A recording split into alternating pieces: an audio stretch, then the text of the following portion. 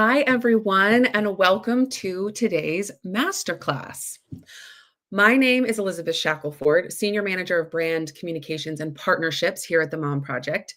And I am so excited to be here with Anna McKay, founder of Parents Pivot and the brand new Pivot Pack, a community for returners.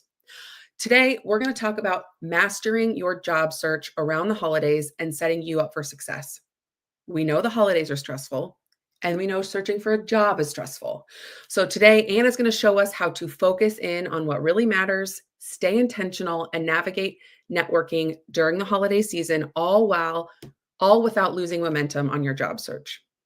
A few things before we get started. The session is recorded and will be available here on LinkedIn and also on YouTube afterwards for rewatch. And we will have time for a Q&A at the end. So add any questions that you might have for Anna into the comment section, and we'll try to get to all of them at the end. Welcome, Anna. We're so happy you're here. Hey, thank you so much for having me. I'm excited to be here. Well, before we dive in, let's do a quick round of get to know you. Are you an early bird or a night owl? I would say absolutely a night owl. And then what is the best book or show that you've watched recently? Yes, so I am much more of an audiobook kind of person. I do love to listen to audiobooks, and one of the ones I'm into now is called Super Communicators, and it's all about communicating for connection, and I love it. Oh, I love that too. I'm gonna have to write it down. What is your favorite app? My favorite app, well, I just have to say the Pivot Pack. We just a little bit of a shameless plug. We just converted our community into it's you can use it in app form, and I love it. I love going in there and seeing the connections. It's so fun. Oh, well, I can also contest because I poked around in there and it is such an amazing, uplifting community. So kudos to you and the entire community for kind of creating this space where returners can thrive. I love it. I love it. And then one more before we dive into your presentation. What is your best productivity hack? Well, it's actually a tool that I'm going to share with you all today. I think one of the things, there's a fair play system, which we'll learn about. If you know it, it's awesome. If you don't know it, we're going to share all that you need to know. So I'm really excited about that. It's especially helpful around the holidays. Oh, I can't wait. Okay, well, I'll get the slides pulled up and then we can dive right in. Sounds good. And it's so fun to see everybody saying hi in the comments. So excited to see you all. Hello, Ashley. Hello, Palmarosa. Hello, Dee. Hey, everybody. Excited y'all are here. So today we're going to be talking about mastering your job search during the holidays. We do know this is stressful. A job search in itself is oftentimes a full-time job. It takes up a lot of time. It's a lot of stress. It's stressful to be unemployed. It's stressful to be job searching.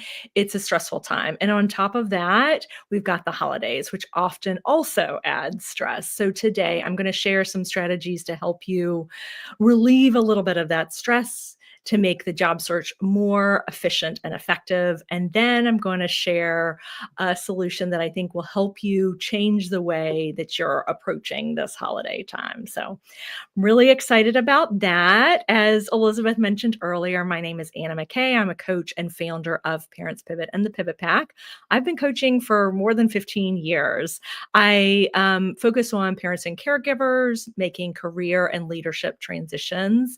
It stems from my time as an expat and seeing so many parents, mostly women, leave paid work and have so many valuable skills to contribute, but find it difficult to get back to paid work. And so I love to help parents through those career transitions and to help parents level up their leadership. So feel free to connect with me on LinkedIn. I'd love to stay in touch. So it is the season of gift giving. And in our session today, I will share ways to reduce your stress, increase your efficiency in the job search, and change the way you're managing around these holidays with an acronym GIFT. So let's get started. The G in gift stands for gratitude. And we all know the research shows that gratitude can have so many positive impacts on us. It decreases stress with when you have a gratitude practice, your stress hormone cortisol decreases by 23%. There are additional impacts of a gratitude practice like increased connection, increased resilience, which we know is required for an extended job search. And it also activates the brain's reward system. When we're doing something hard and challenging, we need that reinforcement and that reassurance that we're doing the right thing. And when we practice gratitude, that does that for ourselves and our brain. So we also know that one of the best ways to find your next job is through networking. So when you combine the power of gratitude with the power of networking, you've got job search gold. And so one of the things that I want to encourage you to do is to include gratitude in your job search. And so I'm curious for you all, I'd love to see in the comments, how do you show gratitude in the job search? And as you're coming up with ideas about how you can show gratitude in the job search, I want to share a couple that I have thought of. So first, when you're networking, if you can show gratitude to the people that you're networking with, follow up with them and thank them, even use it as a reach out strategy. If you want to reach out to those old coworkers that you haven't seen or heard from in 10 years, to reach back out to them and say, I really enjoyed working with you. I think that one of your strengths was XYZ. I loved how we were able to collaborate. I just wanted to let you know. That can be a great way to kick off the conversation and start the networking with that previous coworker. Also sharing if you're in collaboration with other people around volunteer events or working with other parents, just sharing with them what you see as their strengths. It's a great way to show them that you're paying attention to them. And yeah, okay, I see it coming in. Always see a handwritten note, eye contact. Yes, love it. Thanking people for their time after their initial interview. Always showing your appreciation no matter what. I love it. Yes, wonderful. And I'm curious, how do you show gratitude towards yourself as well? As I mentioned just a few minutes ago, a gratitude practice can help reinforce positive habits. It reinforces when we do something that's really challenging and that needs reinforcement. It's really tough. We need some reinforcement and gratitude to show that, okay, all that hard work was worth it. So how do you Yep. So I see other things coming in. Thanking recruiters. Somebody recently sent you a $10 gift card. That's awesome when you helped answer a question. I love it. I love it. And I think I saw this earlier, but I definitely wanted to highlight adding recommendations for past colleagues or people that you volunteered with on LinkedIn is a great way to show gratitude. So adding in some of those recommendations, and you never know when somebody might recommend you in return. So yeah, love it. That $10 gift card, that is really amazing. I love to hear that. Awesome. Okay. So G stands for gratitude. The I in gift stands for intention. And I love this quote. An unintentional life accepts everything and does nothing. An intentional life embraces only the things that will add to the mission of significance. So, how can you bring intention to your job search? When we bring intention, that helps us know what we want to say yes to and what we want to say no to, and can create more efficiencies in our job search when we approach it with intention. I recently went to a funeral a few weeks ago. It was a funeral for the mother of one of my friends, and this woman was amazing.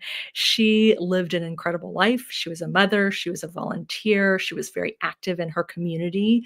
She actually was a returner. She went back to law school after she had her kids. She became a lawyer, and when she became a lawyer, she negotiated a 75% work schedule skills so that she could continue to be involved in her community. She ended up going on to be a judge and a mayor, and she did so many things. But one of the most important things that the speaker at the funeral shared was that she made everybody who she was talking to feel like she had all the time in the world to share with them. And that's an intentional way of living. That's an intentional way of connecting with other people. And so when you're doing all of this networking, um, being intentional about the way that you're connecting with others can go a long way towards making the other people feel important, making them feel valued, and then in turn, they might be more open to helping you if that's a possibility. And so we know that 70% or more than 70% of people get their jobs through the network. And so combining gratitude with intentional connection is really impactful for the job search. And we know that one of the biggest opportunities in this season is networking. There's so many opportunities for connecting with other people. When we can look at those opportunities as a way to connect and grow instead of feeling overwhelmed, and we can pick and choose what we go to, and use that as and consider that and count that as part of our job search time instead of feeling like we have to add anything else to our job search time. Being really intentional and focusing on what's most important to you. And so I'd love to invite you to think about the way that you want to show up in these next 6 weeks. What is it that you want to guide your interactions with other people and to guide in your job search for the next 6 weeks? Is it so something for me? I've been really busy with creating the digital course and videos for the Pivot Pack. There's a digital course in there sharing all sorts of job search tips, and I've been working on that for almost 2 months. It's been a lot of work. It's been really rewarding, and I love to see the reaction in the community, but it's been a lot of work. And so I think one thing that was inspired by the funeral that I went to, it just is living more intentionally and focusing on the quality time with people versus quantity of time. I've been so busy. Oh, I see all these words coming in. I see intentional, integrity, joyful, consistency. This is awesome. Reliable. I love it. I love it. I'd love it if you all would share kind of what is that, more of you, what is that one word? Okay. Yeah. Organizing, authenticity, intentional. I love it. I love it. And so keeping this word in mind for you as you navigate these next 6 weeks, it can help you make decisions about what you're choosing to say yes to, what you're choosing to say no to, how you're showing up in the job search, how you're connecting with other people in the job search, how you're connecting with your family during the holidays as well. So, and then the F, we got to the F in the GIFT acronym. So, F, this is the Fair Play system. And if you all are familiar with the Fair Play system, you know that it's a way of creating equity at home for better equity at work. And this is something that is a real challenge for many people that I work with, whether they're transitioning careers or whether they are returning to paid work. And moms especially, we tend to take on so much, especially during this holiday season. And so the regular Fair Play system talks about, at any time during the year, creating more equity at home. So sharing more of the workload among all the participants in your family. But first, we need a little bit of a reframe. We do as moms, and there's data to support that parents, working moms, take on more of the mental load and the household labor and then especially during this time period. The holidays just add to that. And so we need to reframe for ourselves to know that we don't have to take it all on ourselves. There are several other people in our family that we can share the workload with. And when we do that, they have an opportunity to show care and kindness for everybody in our family.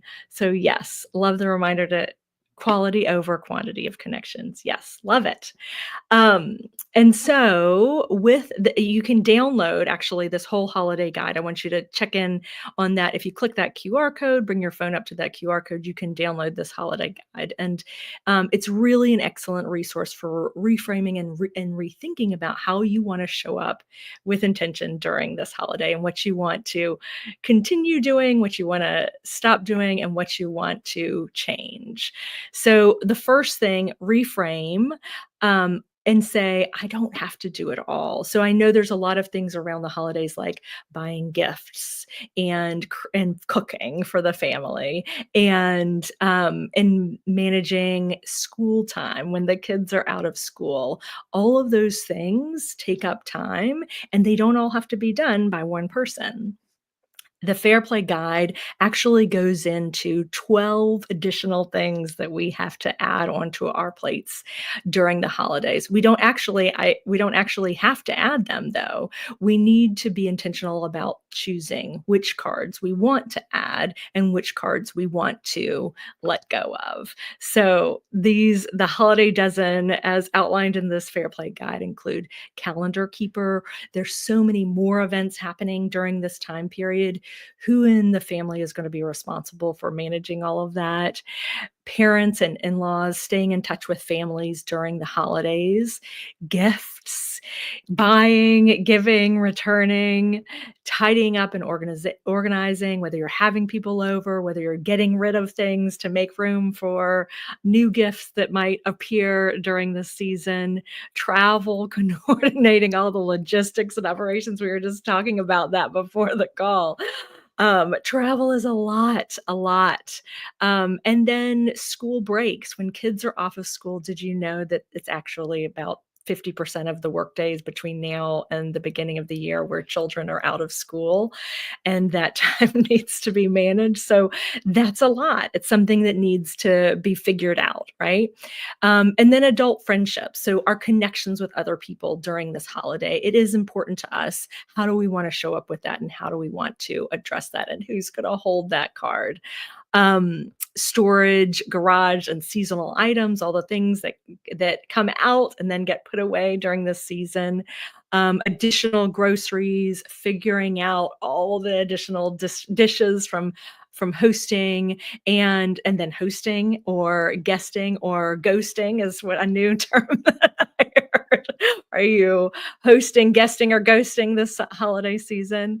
And then finally, magical beings around this time. So these are all the additional things that can get put onto our plates during the holiday season. And lots of times these default to the moms, but it doesn't have to. And so first, what I want you to do is choose the cards that are important to you.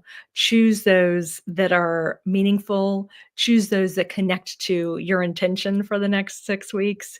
Choose those that you feel like will fill your cup and fill your family's cup. I actually went and asked my kids, what are the holiday traditions that are most important to you? Which holiday traditions do you want to keep over these next couple of weeks? And that's what we're going to focus on, not everything else, but just the ones that are most important to them. And then after you choose which ones are important to you, and it's helpful to have the whole family involved in this process, because some might be more important to others. And so who finds which of these cards more important? That might be a great place to start when you consider dealing out these cards. And so in the traditional Fair Play system, there's over 100 cards outlining all the things that need to get done. And so 60 of those relate to if you're in a partnership, 30 of those relate to if you have kids, and the additional 10 are kind of wild card ones. And then on top of those 100 cards, there are these 12 that we get to add during the holiday season. So but we get to choose what's going to be in our deck. We get to choose what kind of deck we're playing with. So after you've chosen your cards, then it's time to decide collectively with your family unit, how are we going to deal out these cards? If these are all the things that we've decided together as a family are important to us, that make this holiday meaningful and special, then how do we want to show up and how do we want to deal these cards? And so this is, remember I mentioned earlier that I was going to help share a strategy that might have you doing things a little bit differently than you have in holidays past. So this is that system, deciding what it is that you want to work on and what you don't. And another aspect of fair play is the concept of CPE and MSC. And so CPE stands for conception, planning, and execution. And so the beauty of this system is that it makes the invisible load of that conception and planning visible by talking about it and sharing with everybody in the family all the things that need to go into execution of a task. And so the idea is that one person holds the full CPE for a task. So with school breaks, the CPE for a task might be figuring out what days the kids are out of school and navigating and picking where are they going to be? How do they get cared for during that time? Do I have to work? Does my partner have to work? Can somebody take time off? Are there friends involved? Thinking about all of those different aspects and logistics, that's part of conception and planning.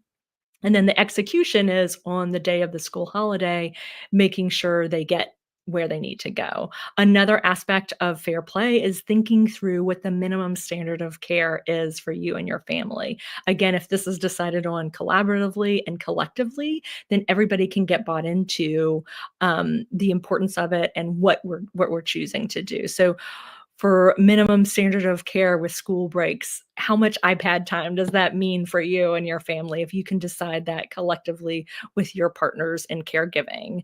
And what does it look like to be cared for? How much time off do we want to have? How much time with the kids do we want to have? How much time as a larger extended family do we want to have? Thinking through all of that and deciding on what your minimum standard of care. And so minimum standard of care represents kind of the baseline for what you're shooting for. So minimum standard of care and CPE and thinking through that for each one. And the beauty is you don't have to think through that because the guide actually lays it all out.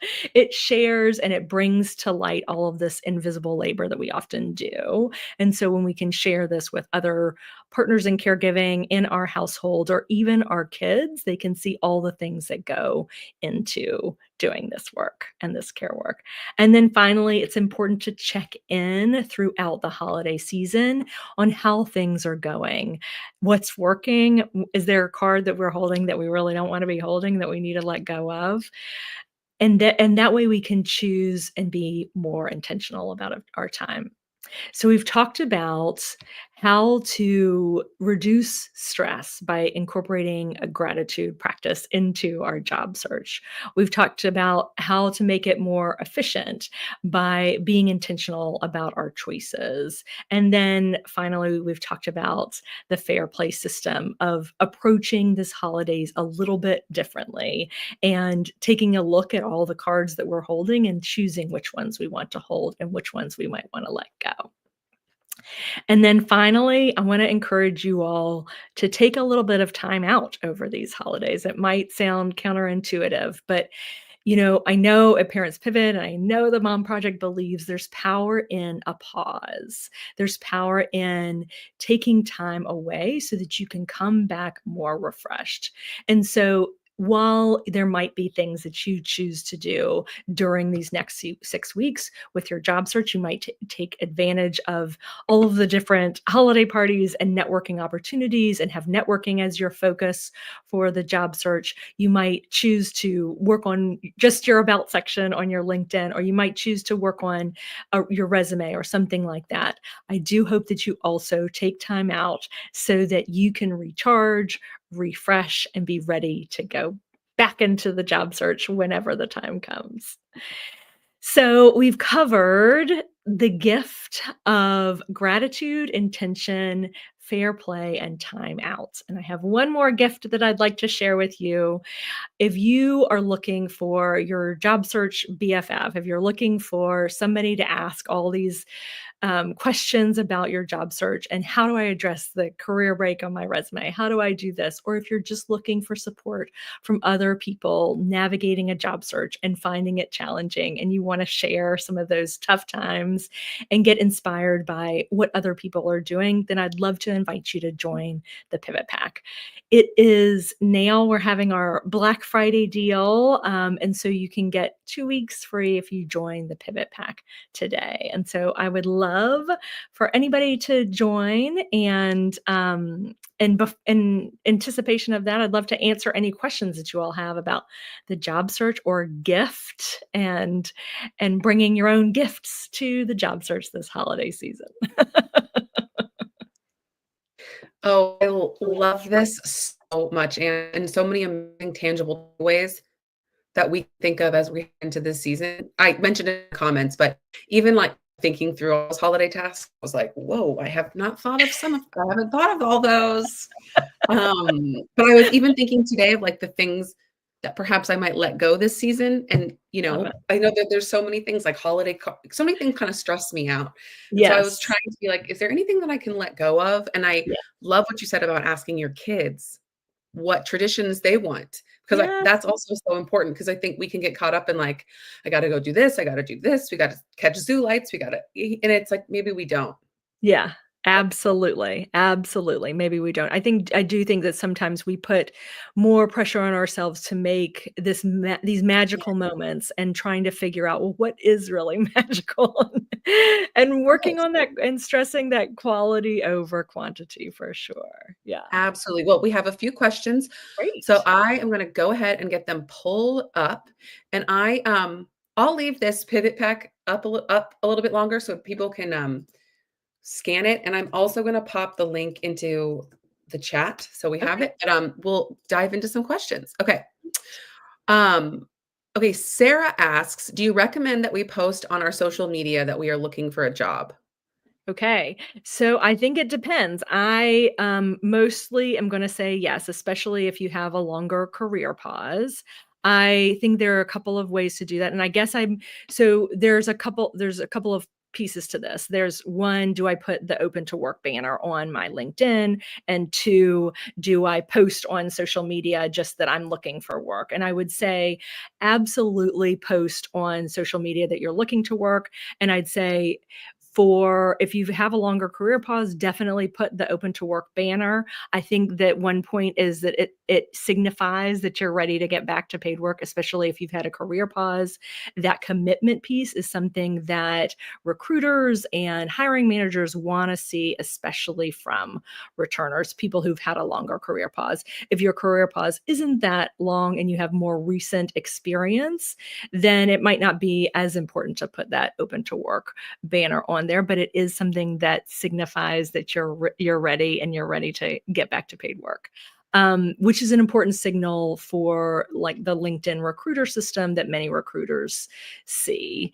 And I also heard the other day that if you click the open to work button and turn it on and off and refresh it, then you kind of rise to the top of people who are looking to get back to pay. That's a good tip. I've never heard Yes. that before. Yes. So then you get higher up in the recruiter's search. And then the next piece of that question of do we post it on social media? I think absolutely. Social media is a great way to show up and convey your experience and your expertise. If you share that, oh, during my pause I've done this, or some of the things, if you don't have as long of a pause and you just want to highlight some of your paid work experiences, you could share with, I'm looking to, help companies build their brand if you're in marketing, or I'm looking to help small Mhm. businesses organize and be efficient in their operations and processes if you're thinking about project management. Whatever it is that you can do or that you have experience doing, I would share that in your post and say, and be specific. I see too many times people saying, I'm looking for work. If you know anybody that could help me, I'd appreciate it. That is too vague. It's people can't, even if they might want to help you, they can't help you with that limited information. So being specific about what your experiences are and how that could be helpful for a potential employer. If they see some of the wins that you have, some of the work that you've done, whether that's paid or unpaid, then they can see, okay, I need somebody who's going to streamline my operations. Things are too unorganized and too hectic. I would love to have Sarah come and help me. Or whatever it is that you're looking to go back to, highlight those skills in your social media post. Yes. I love those tips. Yeah, we actually do that for people that we work with, some of our clients, and when we feature them and what skills they have, what they've done, they get callbacks, or they get people reaching out to them on LinkedIn and saying, "Oh, I need you. Are you open to talk?" And so that's been really fun to see.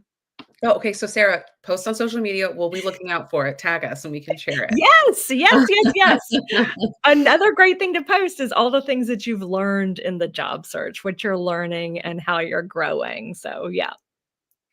Oh, great tips. Okay. Another question. Janelle asks, Anna, can you please weigh in on job searching and interviewing timelines during the holidays? I'm waiting to hear back from an interview and I'm wondering if the next steps will be delayed by out of office times from the employer's end. Yes, I think that is absolutely something that happens during this holiday season. Different people take vacation at different times. It may be during the traditional holidays, but it might also be outside of that, and so you just never know.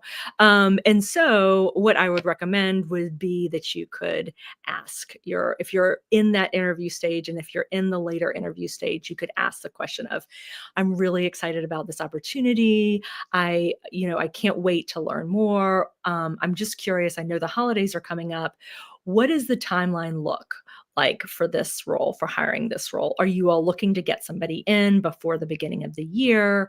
Also being aware of critical timelines for certain work. I mean, I used to be an accountant, and year end was really, really a tough time for us, a really busy time. And so being aware of what those busy times are. I know that if people are looking to hire an accountant right now is a really challenging time because they'd have to get up to speed super fast. But if you're an auditor and you're going to be needed in January, it might be people might be looking to hire you right now and get you in before the end of the year. So think about timelines in respect to busy times for the work that you're looking to do, and ask the questions. Those are great tips. Asking because it just helps you give clarity and also shows, I think, that you're interested and you're like excited about what's to come. Um, Absolutely. and yeah, yeah. Okay. Another one.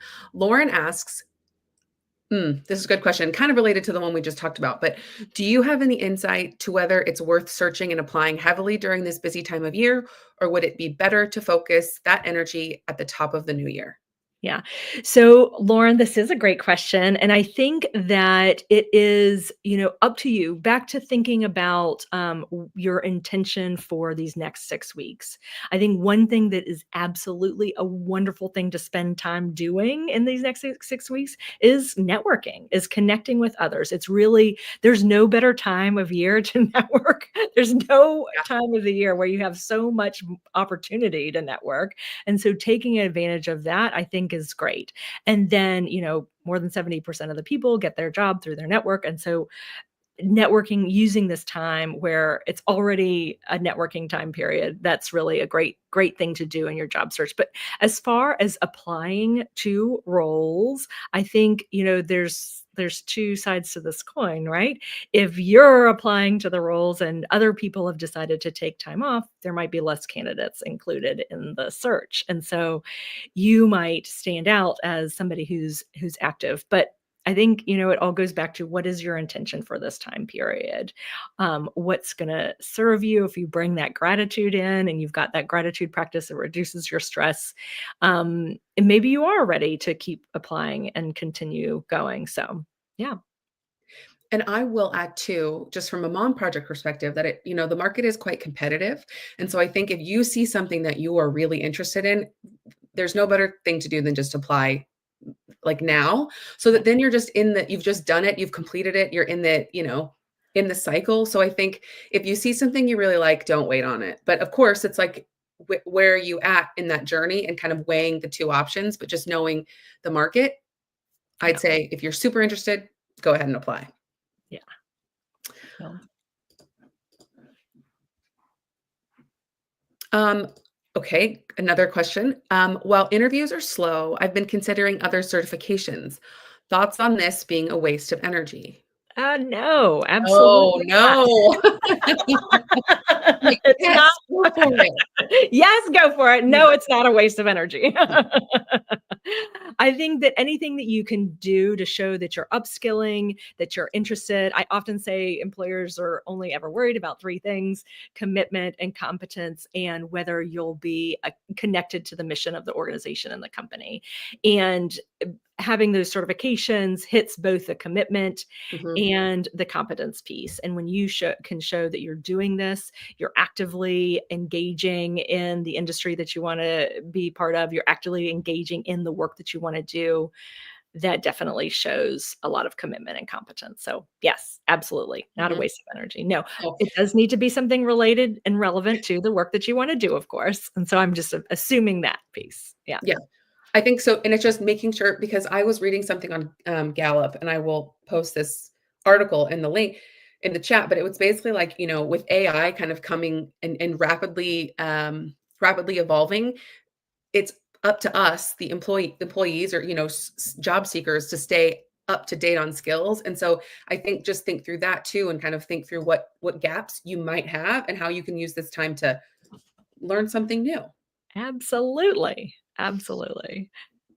And I think, another thing you could consider, in addition to just or certifications, is project work. So Mhm. getting the Yes. experience on a project basis with. Well, and I think that also goes back to posting on social media, because I Yes. feel like right now, with end of year budgets coming, people are like, "Oh, I could use someone to do this, but I can't hire in like full capacity." So Yes. the contract work and the project management, or the like Yes. that would be really beneficial too.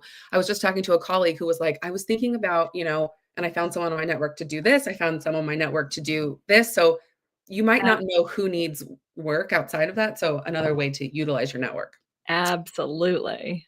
Um, okay. Another one, how to best highlight new skills when applying for jobs after completing the certification or degree and changing job roles. Yes. Okay. So, how to best highlight the skills? I'm curious, is this on a resume, on LinkedIn, or on just on social media? And so I think that if we're talking about a resume or LinkedIn in your experience section, definitely talking about the certification, the skills that you learned in that. If you sometimes certifications have project based work that they include in part of the certification process, highlighting any wins that you've done there, seeing if there's anybody who could utilize your services. Just let people know, I've just got my certification in this. I'm looking for a few places to kind of test out this experience. And would you be open to working with me to develop these? Yeah. Do you have a project that would need some project management or marketing or whatever it is? Yeah. Oh, those are great. Great tips. Yes. How can one combine two different roles or skills, especially on LinkedIn? Yeah. I would say you would want to keep them separate. Keeping the roles and the skills separate makes it clearer what it is that you have capacity to do. And yeah, and so and I think it shows that you're more fully developed too, and you've got several skills and several tools in your tool belt. And on another note, we did talk about this in another masterclass about like resumes and keeping it super focused, because then it allows you to really hone in on what you want to go after and like focus in on that, so you don't have to rewrite things every time. So I would it was with Ashley Cass, so I would recommend watching that, because she does kind of help kind of outline why it's important to be specific on what you're looking for and what skills you have that ladder up to that. Yes, absolutely. And that's another piece about being more intentional and focused during this time period and only applying for roles that you really want and not a zillion different roles. Mhm. Um, I think I know the answer to this, but I'm gonna put this one up. Do you also offer one-on-one coaching? I do also offer one-on-one coaching. So, yes. And anybody who's a one-on-one client of mine gets access to the Pivot Pack for free. But yes, so I love to work with people one-on-one. I work with returners one-on-one. I work with career transitioners one-on-one. I do a lot of leadership development coaching also one-on-one. So, I do a lot of one-on-one coaching. Yes. Okay, thank you. Oh, and, I think Brenda asks a good question too. Can you share some of the full information on joining the Pivot Pack? Yes, yes. Okay. So right now, before the end of the year, it's $39 a month. It's a price I really made it affordable for people who have a career pause, people who are looking to get back to paid work. I want them to get all the support that they need and to have it at an affordable price. So that was meaningful. That was important to me. I also love, I've been doing this work for 15 plus years. I had a group coaching program for 5 years. And one of the things that was hard, I had three coaches that were leading that program for me. And one of the things that was hard, that made it hard to transition from that program to something else was I didn't want to lose that sense of community. And that's what I feel like we've been able to continue in the Pivot Pack, the sense of community, the sense of camaraderie, the sense of like, other people know what I'm going through and I can go in there and get support. And so the information on joining, I don't know. So let me, I can put the link to the Pivot Pack. There we go. Yeah. So you just click that link and join. And it's $39 a month for as long as you're a member. The price will increase in 2025. But you get access to, I've got a whole 9-module digital course outlining everything from clarity building exercises, helping you figure out what it is that you want to do, confidence building strategies, how to do your resume, how to do a LinkedIn, how to network, how to prepare for an interview, and how to negotiate your salary. So there are 9 modules in there. We also have weekly live sessions where I speak or other industry experts come in and we share. We do working sessions around we have one coming up on your LinkedIn about section. And then, we're going to be talking to recruiters and that kind of thing. We also have templates for your resume, your LinkedIn, your outreach, interview, everything. And then it's just really a supportive community that can help increase your network. And so you never know who might know somebody that you would need to know. And so, Brenda, I'd love for you to join the Pivot Pack and let me know, connect on LinkedIn, ask me any other questions that you might have. And take advantage of this Black Friday deal and get 2 weeks for free. Come in and just test it out and see how it Great, goes. just test it out. You can just I don't think you'll be disappointed. Yeah. Um, okay, Whitney asks, and I'll take down this so we can see your face. Whitney asks, is there a way to delicately explain a job that ended in an extremely short time period? I spent 4 months in a hiring process for a company, worked there for 2 weeks, and then got laid off. No job since then, so hard to explain in interviews because it makes me look bad when it wasn't my fault. Yeah. And that is a real challenge. And I think that it's something you can choose to either leave it off of your resume if it's something that you feel like is really hindering it, and you could just test it out, leaving it off and seeing how that goes. And it's also something that you can explain, like, unfortunately, because of company challenges, this position was no longer available. But I think that it's something you could consider leaving off if it's not something that, if it was such a short time period and it's bringing up more questions for people than it is bringing up answers. So Thank you. Another one, how important is it to create and share my own content on LinkedIn during a job search? I think that depends on what you want to go back into, really. I think that it's a great way to showcase yourself as a thought leader if you're thinking about doing something that's more consulting based or like coaching or being an entrepreneur. So I feel like then it really is. But even for roles that um, that you would be hired for by a company. I think it's great for them to see, oh, okay, she's engaged. She knows what's going on in this industry. She knows what the challenges are that we're facing. We won't have to get her up to speed on all of that. She knows what's going on. I think it's great. Yeah, so I would do it. I know it can be challenging though, but it's helpful, and I think it increases your awareness and connection with people that are in the industry that you want to be involved in. Mhm. And I'm so sorry if you mentioned this, I was working through the comments, doing double duty here. But I also think too, like, even just if you're not comfortable posting, just chiming in on the comments and, like, just weighing Yes. in and saying, something little just so that you can, be a part of the Yeah. conversation without having to create your own content, which can feel really daunting Yes. sometimes. And great point, because commenting on other people, Mhm. gets them to notice you and say, "Oh, okay, she keeps kind of, like, showing up. Maybe I should take a closer look. Maybe there's something else going on here." So, yeah, love it. We appreciate the comments from a social media Everybody anecdote. We appreciates appreciate the comments. comments. So, I mean, if you wanna endear yeah, yourself to somebody, comment on their post. yeah, They will love you exactly. forever. Exactly. Another interesting one that we do get frequently is pregnancy.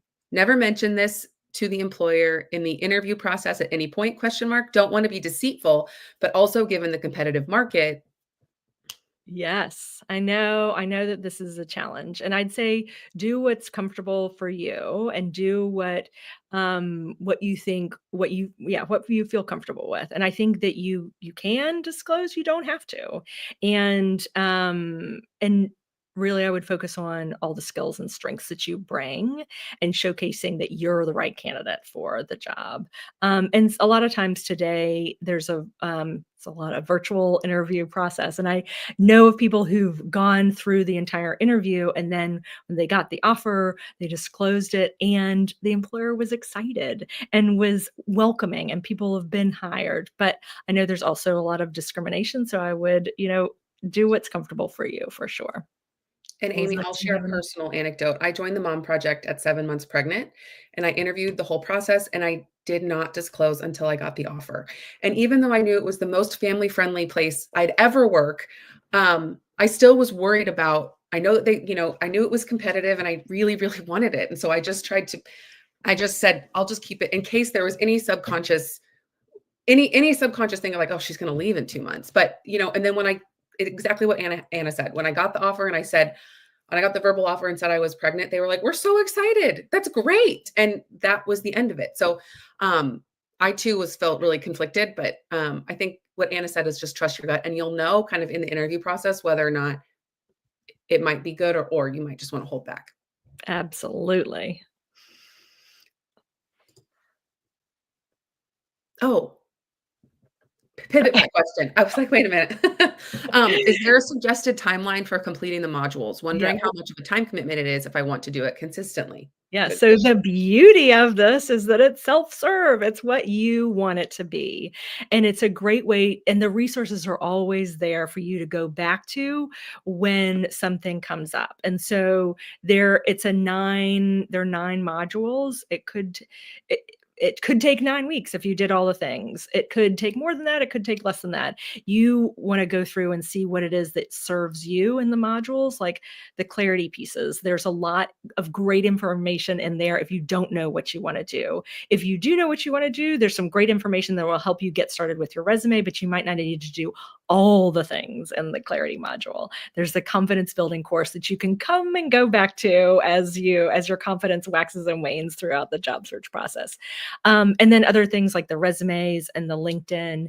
It's supportive and there for you as you need, and you can put me on 2 times speed and speed it up if you want.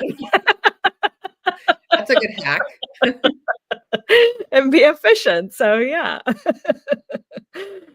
But the videos are very short. They're like 5 minutes here and there, and so you can just, take it as you would like. Oh, love that. Um, I think we'll have about two. I think we have time for about two more quotes, two more questions. So Great. I'll pop this one up. Do you mention being a caregiver on your LinkedIn or resume when you've had a long break being a caregiver? Yes, yes, yes, yes, I do. I think I do because or I know I do, because it it shows what you've been doing. It showcases what you've been doing. It doesn't leave it up to the imagination of the employer to guess how you've been spending your time.